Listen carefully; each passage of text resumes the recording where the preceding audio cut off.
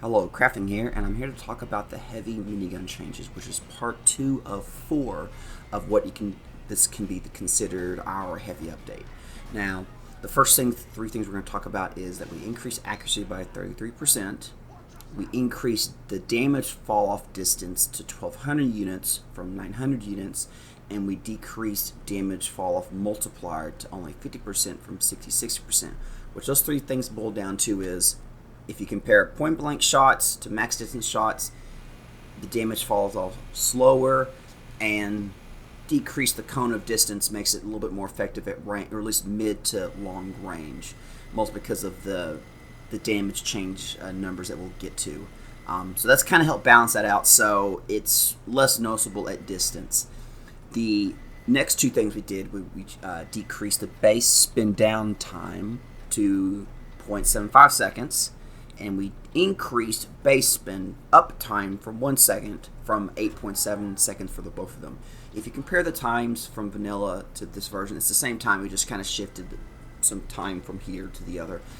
The reason the change was to give better incentive to actually move around with a shotgun or a sandwich and not just always have the minigun, since you can switch down to it, and be less vulnerable.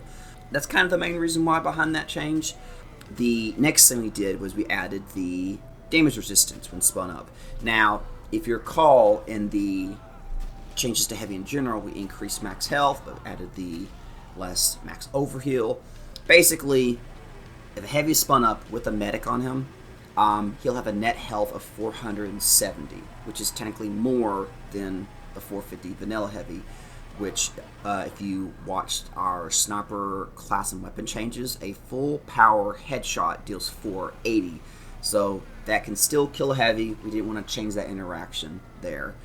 The next thing, we increased move speed while deployed by a little bit. So if you compare our heavy with our minigun versus vanilla heavy with vanilla minigun, we move a little bit faster. It's not a crazy amount, but it's noticeable enough, especially with the breast beast, because we did decrease the move speed penalty on that, so you can actually kind of dodge with the breast beast. The next thing we added it's kind of a plus and minus, which is that minigun bullets now penetrate everything, but every time you penetrate someone, each bullet will cut the damage by a third. So it's good to shoot into a crowd now, so it's actually worth shooting into a crowd. You can technically body block.